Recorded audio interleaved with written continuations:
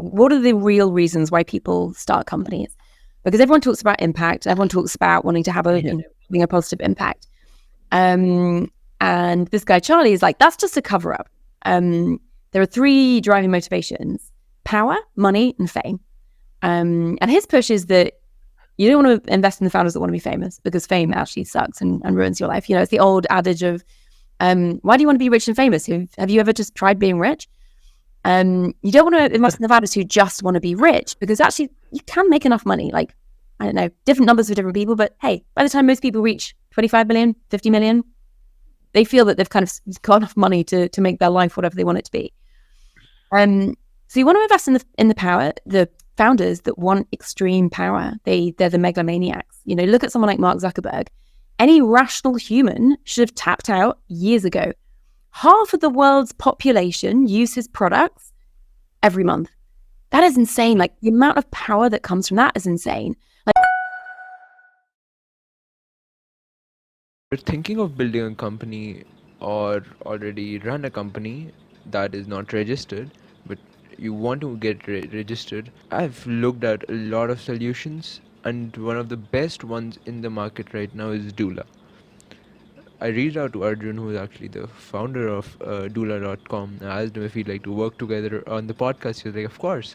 Doula is sort of a platform that helps founders and businesses form and manage US companies, regardless of where they live. If someone is living in India, for example, and wants to start a company and get it registered in the US, he or she can do it by using Doula.com. Doula helps in forming the company. It can be an LLC, C Corp, or you name it. Doula offers a US address and a bank account to users, which can allow you to conduct business transactions that you can receive and send payments no matter where you live in the world from the United States. And other than that, they also provide tax consultation to the users, which is an incredible feature. And Doula simplifies the process of establishing and managing a US company, and especially for founders that are not in the US. And regardless of where they live, you can get your company registered with Doula.com. To check out Doula, go to doula.com/exerton. That is DOOLA.com/EXERTON. Hey Alice, how are you? Hope you're doing well. Yeah, I'm good, thank you. Thanks for having me on the show. Let's start with, who's Alice? Who are you? Sure. So I grew up in a rural part of the UK in the south, in a national park. So surrounded by more kind of ponies and cows than people. And this is a very long time ago, it wouldn't have even been called startup stuff, but did some like small business stuff at school. And I come from a very non-business family. It's kind of medical and military. And I remember just, the idea of being able to build stuff and sell stuff, and this is like, physical products when I was 18. It was just so exciting. And it was basically all I could think about. And I'm quite an obsessive person. And I used to spend all of my time working on that. Slightly less interested in my actual school studies. And that was kind of my first introduction to the world of startups. And it meant that I then went to university and decided to study business rather than I was going to do history, and at the last minute decided to do business, which I think actually was an error. I think the only way to study business is to actually do it. I don't necessarily need to study it. And when I was at university, did a bunch of startup stuff as well, mainly around social enterprise. And when I was looking to graduate, I think I did what a lot of people do, which is have the sort of conversation with myself, with my peers, with my family, with the careers advisors at university, where I was like, oh, cool. So you want to build something? Well, obviously the next step is to get a job.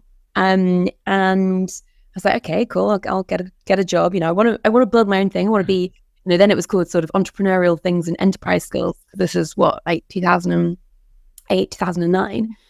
And I decided to pick from the options that were put in front of me that were largely, okay, you can be a lawyer, you can be a banker, or you can be a consultant. And I chose to be a consultant and stuff at McKinsey. Did a couple of years there. And I think it was there that I realized big business wasn't for me. You had McKinsey partners saying like, yeah, if you really ace this job, you could be CEO of the biggest supermarket in the UK or the biggest fashion retailer in the UK. And I just couldn't get excited by that. And it was just at the beginning of the startup ecosystem building in London. And I met my co-founder at McKinsey, amazing guy called Matt Clifford, and we were very good friends. And we started thinking about ideas, talking about ideas, playing with ideas. And what we realized is we had absolutely no idea how to build a company. And we had absolutely no idea, there was very limited ecosystem in London at that time. And so slightly counterintuitively, we thought, okay, well, if that's the problem, let's help other people start companies. And that was kind of the beginning of Entrepreneur First. You talked about obsession in the start, like you have been obsessed with stuff since you're young. Why? So, well, I've worked with a lot of founders, thousands of founders at this point. And one of the things I love thinking about is, what are the common themes or profiles that end up being most successful? And it's hard, right? As in, like, you don't want to get overly obsessed with pattern spotting because this is the job of looking for outliers. But actually, if you understand the pattern, that is how you spot the outlier. And obsession is one of those things that just repeatedly is displayed in the best founders that I work with, where it actually doesn't matter what you're obsessed with. You need to have an obsessive personality. And so what I would see, for example, is I'm interviewing someone, they're going through the selection process for Entrepreneur First, and they're obsessed with something completely random. And it could be they barely even put it on the application form, but they might be completely obsessed with, I don't know, Brazilian Jiu-Jitsu, or they might be completely obsessed with a new area of technology or a certain sports team, or it doesn't matter what it is. It's something about having that kind of personality, because the reason why I love this is that when they start building their startup, they transfer that obsessiveness to their startup, which means that their life will basically be built around their startup. And I think this comes to the whole thing of, can you have work-life balance as a founder? No, and nor should you want work-life balance as a founder. I think the joy of being a founder is it's one of the few socially acceptable ways to be totally obsessed and to spend all your waking hours at the cost to friends, family, health even, on something that you really, really care about and are really, really obsessed by. And so that's kind of why I think obsession is important. I think you only win if you are totally obsessed, because the obsession is what drives you putting all of your cognitive energy onto the particular problem that you're trying to solve, onto the organization you're trying to build. So I think obsession is one of those ingredients that it's rare to see a founder succeed without it.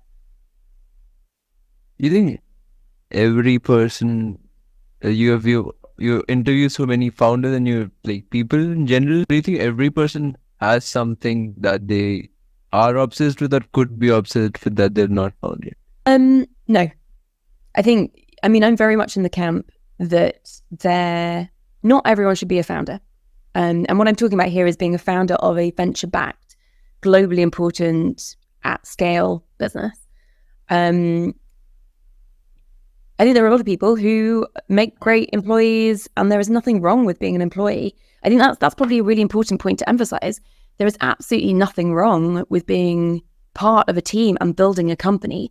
I think where I would challenge the status quo is that the whole culture and conversation around careers is about being an employee is the only option. And that's particularly true in Europe still, is that, the expectation is employee first, and like some weirdos might talk about building their own thing. And that's changed a bit in the last 10 years, but not sufficiently. So no, I don't think everyone should be a founder. I think lots of people don't want to be founders. I think that's totally okay. But what we should be doing is making sure that the people who do want to be founders and who could be exceptional founders have the support, the encouragement. They feel that this is something that is aspirational, to actually go off and do it. But no, I don't think everyone should be a founder. Being a founder is awful. Like, it is in many ways the worst career path you can choose. The stress, the amount of problems you have to deal with, the weight of responsibility.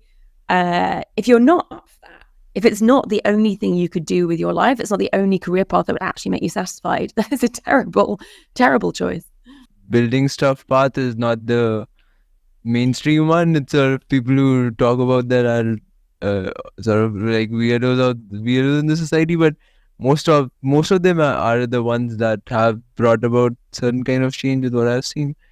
How do you think that even in Europe or in other parts of the world where this is prevalent, where building something or having the ambition to build something is not considered mainstream by some people, how should young people then start building stuff?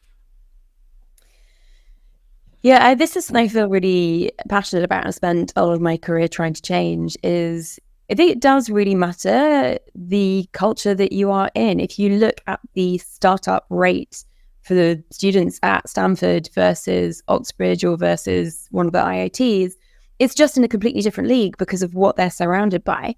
So we know that culture really matters. And, we've run Entrepreneur First in many different countries around the world. And, in the UK, your ambition is expressed and encouraged by becoming a consultant or a banker. If you're in Singapore, it's to join the government. And that's one of the most high paying and culturally sort of approved and sought after jobs. So I really, really believe in this idea of how do we help people who are exceptional, who will be exceptional founders, normalize the process of building and getting building. I think number one, the most important thing is today there are so few barriers to building. Like the cost of your laptop, the cost of an internet connection, maybe, the cost of some compute, like you can start building something when you're 12, when you're 18, when you're 24. Like it is so easy to get started. And the internet is your best friend here, as in if you can't find the community within your local ecosystem, within your local city, local town, that community does exist online and will support and encourage you to spend your time in the right way and to build in the right way. That said, I think there is something about the power of in-person community that is so important. And still, the pandemic has proven that yes, online is great, but also in person is still way, way better. I think if you are looking to build, if you can find, or if it doesn't exist, create a group of builders that you can meet up with once a week, who can hold you to account, who can shift your ambition in the right direction, that's probably one of the most important things you can do. And it doesn't need to be that many people. It's probably like 5 people all meeting in the same coffee shop, or like spare tutor room in your university, or whatever it may be. But if it doesn't exist, make it happen. And if you are a founder type, if you have that sort of like innate leadership ability, you need to start practicing bringing people on that journey with you. So even just practicing building your followership, building a group of people who want to come and build alongside you, hey, they might actually turn out to be your first employees. So it's not a waste of time to build this community, because A, it will create a norm and create the right kind of societal pressure, the right kind of group pressure. And then B, that's an important part of building your network. I think that's something that young people often underestimate. Is I think one of the pushbacks of why can't you be a founder at the beginning of your career is like, you don't have a network. Well, actually, if you are a young, ambitious person and you've been surrounding yourself by other young, ambitious people, and you've been seeking out the most ambitious people in your region to spend time with, that is your network. And that's actually an amazing pool of people that when you do found and when you do have some capital, that you can start hiring from. So you shouldn't underestimate that as your network. And if we've gone into different countries and launched Entrepreneur First to different countries, often the pushback will be, oh, that country isn't very entrepreneurial. And I love this as a pushback because it's such an easy slur you can throw it at most countries in the world. But it's not about the general population. It's about finding the outliers who probably feel like outsiders and who are probably searching for a group of people who think in a like-minded way. So it's not that hard to aggregate these people together. And I'm always amazed how often what it needs is just a convening power. So we spend a lot of time in universities, and I'm amazed how we bring together people in universities, dinners or small discussion groups or reading groups around certain papers. And I'm amazed how these people could be in the same department with like 100 people in the department. And they're like, wow, I never knew you were also interested in founding, that you were also interested in taking a kind of alternative career path. And often what it needs is just a convening power. And you should be that. If it doesn't exist, be the convening power. What would make someone join the community that you want to? It's that these people are probably feeling as frustrated as you, that they are being funneled into a career path and a life that they don't aspire to. And so they are looking for any outlet that allows them to talk about the other opportunities that the world offers them, that are beyond the town, the city, the province that they're brought up in, that are beyond what their parents expect for them. This feeling is way more present within universities and within colleges than you would expect. We tap into it all the time. So I'm personally not worried that you wouldn't be able to find these people. And it might be that you find 10 people in a population of 10,000 students. But once you send out that bat signal, that sort of, message that this is what you stand for, and it is a contrarian thing that no one else is talking for, those people will start coming to you. That's definitely what we've found. Do you think the young person that is the convening power, does the level of ambition in that group, should there be a scale for that, or like is the group only for people like who want to change the world or stuff like that, or people who don't want to be part of the mainstream, per se? I suppose what I'm most interested in is the people that do want to have an outsized impact on the world. With these groups, it could be for absolutely, whatever you wanted. But I think if you can pull together a group of people who share a frustration by the career paths that are put out in front of them, because they know that those career paths don't meet their level of skill or their level of ambition. That's probably how I would position it, is that you're trying to find other people who know that it can be the next, Mark Zuckerberg or Sam Altman, but no one else believes it yet. And so they're looking for a group of people who, instead of ridiculing that level of ambition, can actually support and enhance it. How do you deal with the people that don't think you can be the next Sam Altman or Mark Zuckerberg? Most people will think you can't be the next Mark Zuckerberg, next Sam Altman. Because also, to be honest, you probably aren't. But that also doesn't matter, as you don't know unless you try. Throughout a founding journey, if you want to be a founder, the main feedback through your founding journey, particularly for the early years, will be that you're wrong. You're wrong about yourself, you're wrong about your idea, you're wrong about the market. And that might all be true, but also, there's this old adage in the world of startups that often the best ideas sound like really, really bad ideas. But because they sound like a bad idea, they sound like a bad idea because they're doing something new, they're doing something contrarian, they're bringing a new belief into the world. And so actually lots of people saying, hey, this is a really bad idea, this is a terrible thing to do, that's not necessarily a bad thing. Actually, what you're looking for instead is for a group of customers to bang the table and say, yes, we really, really believe in this. And so who should you surround yourself by? Surround yourself by the people who believe in you and who believe in what you're doing and what you can become. And that's why convening a group together can be so powerful, because you're sharing that belief with each other. And you've got to drown out the people who don't believe in you. And it's difficult sometimes when that's your family or your close friends who are heavily incentivized to make sure you go down a very normal path. Your parents, they want you to have a comfortable life that they can understand. And if you're going to found a company, that's probably not the case. Your life is not going to be that comfortable. You're probably going to have to work for not very much money and not very much prestige for a very long time. And then maybe you'll make lots and lots of money, possibly. And you're going to have to work your butt off to be able to do that. So it's not something that I think parents necessarily aspire to for their kids. And I think that's tricky. And for your peers as well, I think, again, they're not going to be the group of people who are necessarily going to be supporting you. If they want to go into a traditional career path, they want their life choices validated by you. So they don't want to hear about your alternative life choices, because actually it's in some ways a diss on their life choice, right? If they want to build their career at Meta and be a lifelonger at a various, FANG company, they don't really want to hear that actually the alternative, better path is being a founder, because it's challenging their view of what their life can be. So I think it is hard to surround yourself by people who support you, but that's why seeking out these other people in your community is so important. How have you if I use the same term, drowned out the people that did not believe in you when you started out? So when we started Entrepreneur First, the thing that was really contrarian was, first of all, Matt and I knew nothing about venture capital, and we ran the company as not for profit for 3 years because We knew nothing about VC, and we had absolutely no idea how we were going to turn this into a business. But we wanted to do something where we helped people start companies. And so we started going out onto campuses in the UK, university campuses. And we were amazed how many people turned up to stuff. Our first presentation, we did a presentation in Cambridge University in the UK. And the company was about 4 weeks old at that point. We had 80 people turn up. It's like standing room only. And we did what I now look back on as like a very cringe presentation, and they had to like come up with an idea in 10 minutes. And the whole thing was like, we definitely wouldn't do it now.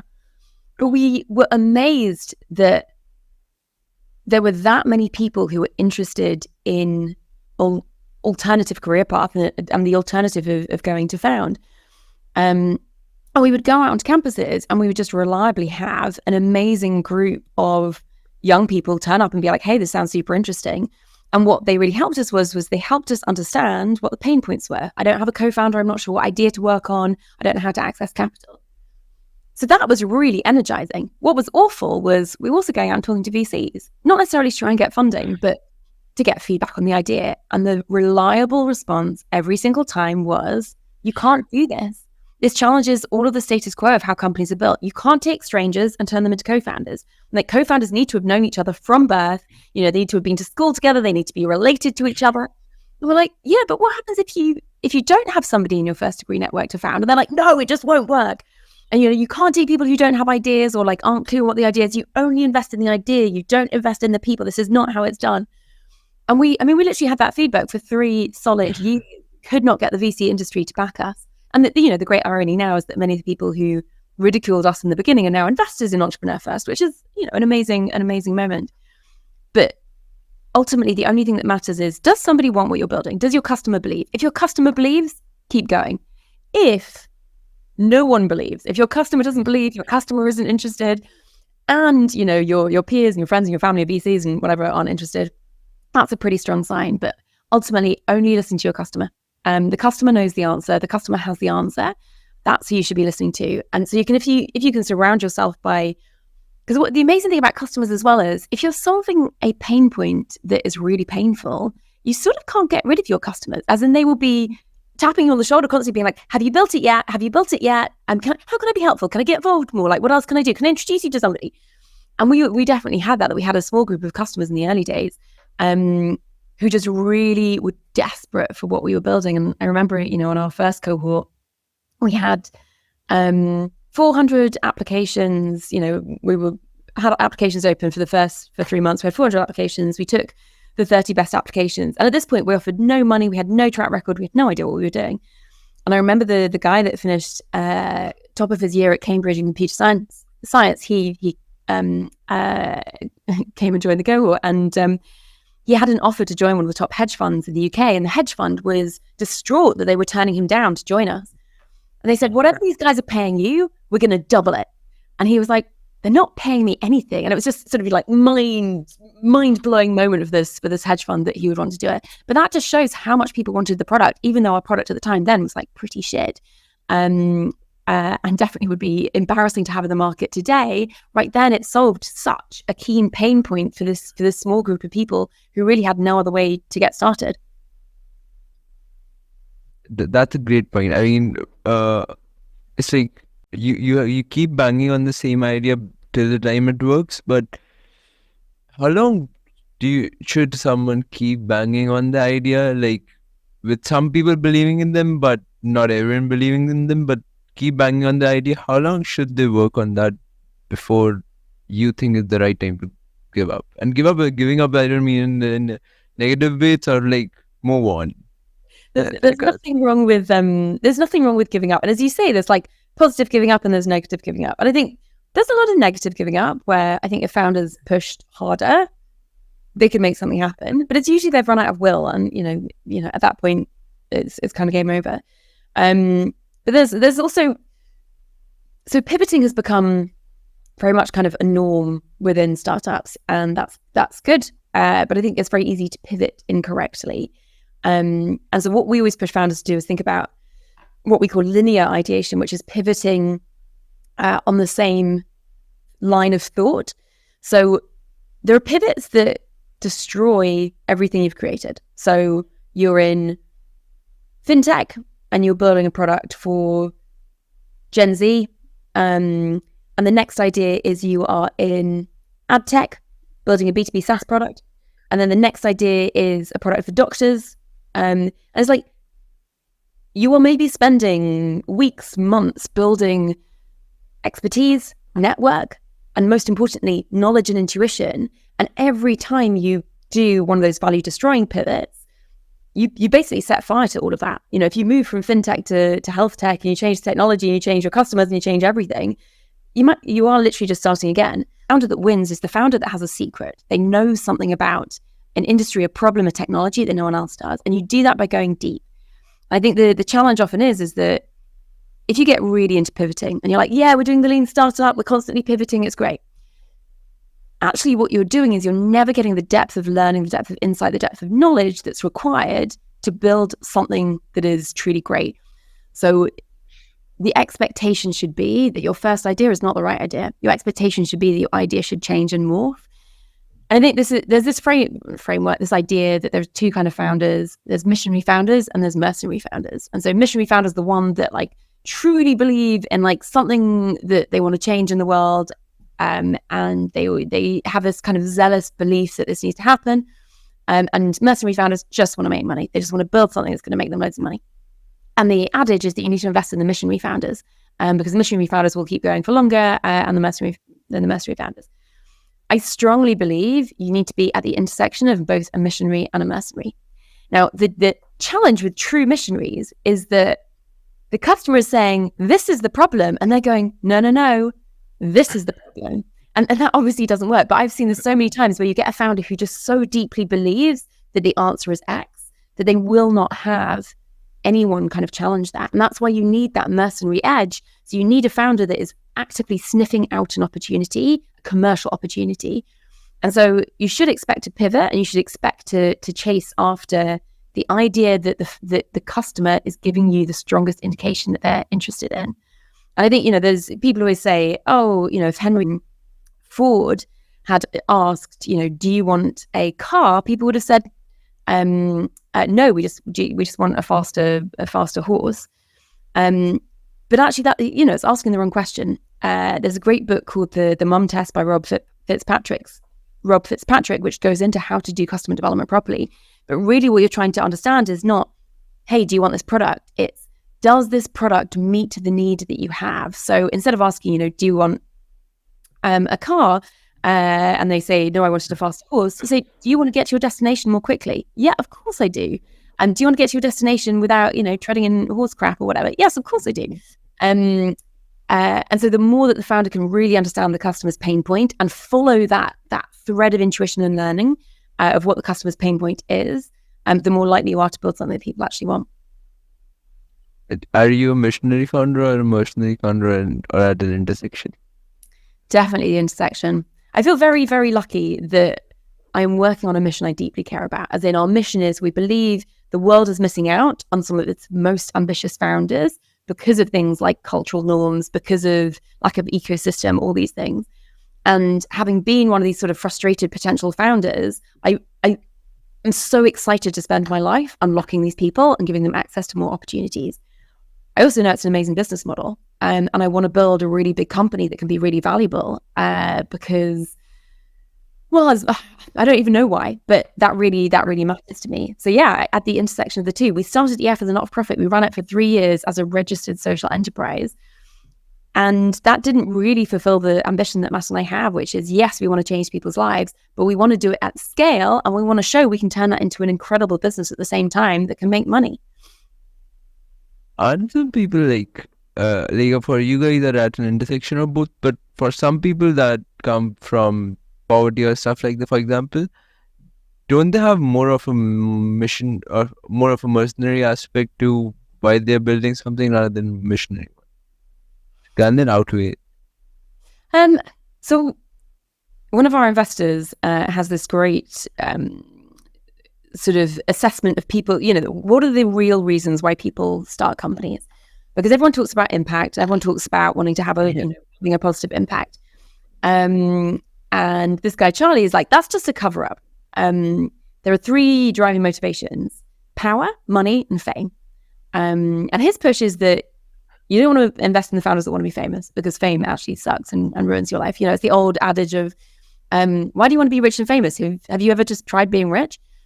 You don't want to invest in the founders who just want to be rich, because actually you can make enough money. Like, I don't know, different numbers for different people, but hey, by the time most people reach 25 million, 50 million, they feel that they've kind of got enough money to make their life whatever they want it to be. So you want to invest in the power, the founders that want extreme power. They're the megalomaniacs. Look at someone like Mark Zuckerberg. Any rational human should have tapped out years ago.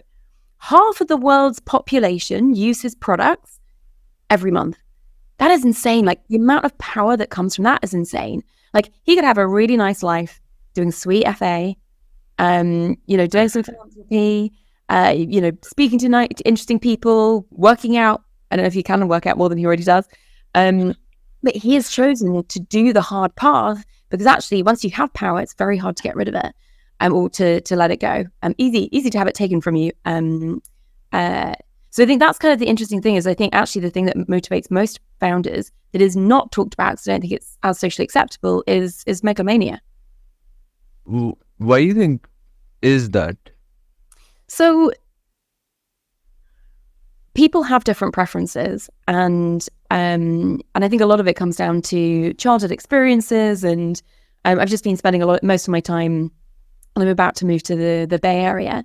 And a common theme in terms of what Silicon Valley-based VCs ask, which I think is surprising, is, what was your childhood like? And they want to understand people's origin stories. And if you look at a lot of the psychology around childhood, and particularly any sort of trauma in childhood, there's a lot of evidence to show that if you have felt powerless during your childhood, so if you were in a chaotic home or something traumatic happened to you or your family, if you felt very powerless as a child, you then have a very strong urge for megalomania as you grow up. You want power so you can control the world around you. And so I think that's kind of one reason. I think the other thing that I would look at is, there are some people in the world that have really good taste, and they believe that their taste is better than other people's, and they want to impart that taste in terms of the products and services that are created in the world to other people. And in some ways, founders of the world's biggest companies arbitrate what good taste is, what good products look like, how people should interact with each other, how people should behave or pay for goods. Or founders control more and more now how the world works and what the world from a software perspective looks like. And most of us now spend the majority, like a very large chunk of our lives, on software. And so I think for some founders as well, there's this power through, I know I have a belief about how the world should look, and I want the world to look like that. But that's also insane, right? For an 18-year-old or a 20-year-old to believe that, that's totally unrational or irrational. Well, probably both. And so I think that's kind of the interesting about founders, is that I don't think we talk enough about the less socially acceptable reasons to start startups, but I think they're the true ones. And I think it is largely power, and probably correcting for something that happened in their childhood, and taste, this idea that they think they can make the world more beautiful, and they want the world to be shaped in whatever they think good looks like. If you talk about power physically, like, taste is very extremely subjective, but in terms of like power, there's one kind of power which sort of like the Elon Musk and the Mark Zuckerbergs of the world, the Peter Thiels of the world, they want to have. And there's one that people like, I'm not ostracizing, I'm not thinking the bad person, but like George Soros, where he wants to control the world. And like, I don't know, he mentioned in an interview long ago that he dreamt of becoming a god or something one day. So there is that kind of power. What do you think differentiates the good power versus the evil kind of power that someone wants to have? Well, I think my co-founder Matt has actually written about this, that we are living in a golden age where people can express power through software rather than through war. And obviously we are at the moment in a situation where there is increasing conflict in the world. But if you think how many megalomaniacs we have in the world, and the fact that they are able to express their desire for power through building products that influence hundreds of millions, if not billions of people, I think that's a really, really positive thing. And And I think you need people who are willing to sacrifice large parts of themselves and their health and their well-being to make change in the world and push the world forward. And that's why I think, being a founder is this sort of double-edged sword, that I think founders ultimately have some of the most significant impact in the world, but it is at some degree of personal cost. And that's why I don't think everyone should be a founder, because the people who make the world's best founders, it's kind of because they couldn't do anything else. This is the thing that they have to do with their lives. And anything else would kind of set them into a depression, because it'd be so constraining. So yeah, I don't aspire for founders to become demigods. I don't think that's necessarily the right way to think about it. But if you look at, and the advances in AI at the moment mean that we are at an interesting period of time where if one or some companies build artificial superintelligence, we are at a very, very interesting question about who has power in the world. And is it governments, whether they're democratically elected or not, or is it founders, or a handful of founders of some of the biggest AI companies in the world? So yeah, I think megalomania drives the majority of the world's most successful founders. Does it drive you? Yeah, I think power is something that it's interesting, because if you were the sort of person who is interested in power, it's hard to understand why somebody wouldn't be. And I think vice versa is true as well. My husband is not interested in power, and I think that's kind of, it's always interesting to have that balance. But yeah, and I think it's often one of the reasons why founders sometimes find it hard to articulate why they are making the personal sacrifices to be a founder, because it's often hard to articulate why power is important to you. I think about the power, money, and fame question, I don't think that people can decide what they want without having a taste of all three. Interesting.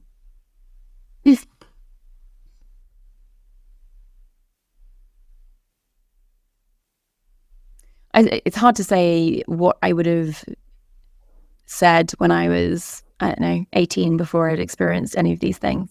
But I think there was probably enough indicators when I was 18 to show that I was more interested in power versus anything else. But yeah, it's a fair point. Go and experiment with all three and see which one sticks. Yeah, definitely. Do you think the best founders are driven? Do they have an ego? Yep. Like, they do want power, and do they have an ego that they use to get that power? I don't think you can be a founder without having an ego. As in, if you think about the role of a founder is to make change in the world. As in, you are bringing something into the world that hasn't existed before. And there are lots of startups out there that aren't startups, as in they are just small companies that are doing something that already exists, with a kind of like pretty known product, pretty known business model. Like, that's just a small business. A true startup is where you are creating you're solving a problem in a totally new way. You are creating a brand new business model, and you are bringing something to the world that genuinely hasn't existed before. Like, the level of risk is insane. But that means that as a founder, you also have to believe that you are the kind of person that can do that. And so we don't talk about ego. We don't look for people with ego. But what we do look for at Entrepreneur First is, we call it high personal exceptionalism. So it's the idea that you believe your chances of success, your odds of success, are far greater than anyone else. If somebody says to you, yeah, but 99% of startups always fail, you're like, yeah, but that's okay. I'm in the 1%. This isn't sufficient to succeed. As in, believing you're going to succeed doesn't mean you will, but it is necessary. If you don't have high personal exceptionalism, if you don't have an ego to some extent, you're not going to succeed. Because being a founder is about, in many ways, being incredibly disagreeable and about putting your view of the world out there, and having lots of people tell you it's a bad point of view, it's the wrong point of view, you should change it or correct it. And as a founder, you have to have enough ego and be disagreeable enough to say, I'm not wrong, you're wrong, and I'm going to keep going, and I'm going to prove you wrong.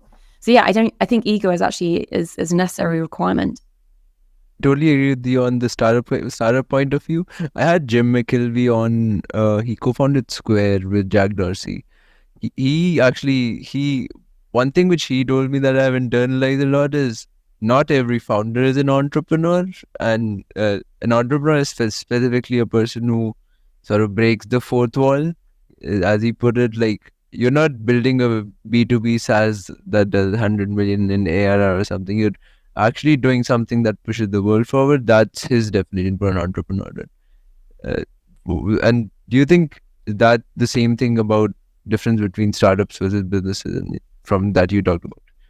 Yeah, I think that's an amazing definition. I love that. And I think the best founders, the most ambitious founders, are looking for a way to push the world forward. They're looking to break that fourth wall and to have a outsized impact. I think that's why often taking a kind of traditional career path or a corporate career path can be so frustrating, because you can see the impact you're having within that organization, and you're a tiny cog within a massive machine, and you know that your full potential is being curbed. And if you are the sort of person who could break the fourth wall and make a true change in how society thinks or behaves or works, the opportunity cost of you not doing that is enormous. And I think this is always what I say to people is like, yeah, you might not be Mark Zuckerberg, you might not be Sam Altman, you might not be Elon Musk, but what if you are? The opportunity cost of not trying is enormous. And the downside, if it doesn't work out, is like you can go back to whatever job you were offered in the first place. Like, then they're not going to say no, or somebody else will hire you, as in like you've proven that you can be hired. Now the question is, can you be a globally important founder? And maybe you can. What should someone do to build that conviction, like to build that ego per se, not necessarily, but in some sense? Start building stuff, start getting people to use it, start seeing how the world responds to that. And the first stuff you build is probably going to be crap and no one will want it, but that's part of the learning cycle that you need to go on. And then constantly think about how to upgrade your peer group. If you are the smartest person in the room, get out of the room. If you don't feel imposter syndrome, again, you're in the wrong room. Imposter syndrome is often talked about as this like negative thing that happens where, oh, it's horrible to feel imposter syndrome. And it is. But imposter syndrome is how you understand that you are in a room that is pushing, or in a situation that is pushing your boundaries and pushing you to learn. So if you are an ambitious young person who is thinking about, do you have this in you? If you aren't feeling imposter syndrome on a daily basis, put yourself in more situations where that is the case. I think this has been incredible. Thank you so much for taking the time out for this. And I learned a lot from this one, and I'm glad I was able to run some ideas by you that have been in my head for a long time. One question which I usually like to end with, I've been into startups, we see all these things since I was 11. What do you think is one fact that will blow 11-year-old my mind? One fact?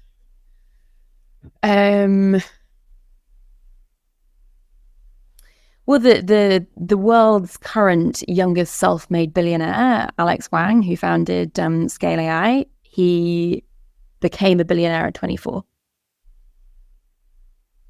Yeah. All right. No reason to wait. Yeah, that continues to blow 15-year-old my mind. And thank you so much for taking the time out with this. I think this has been incredible. That's it from my side. Anything you'd like to say? Thank you so much for having me. This has been a fascinating conversation, and look forward to listening to the rest of your podcast series.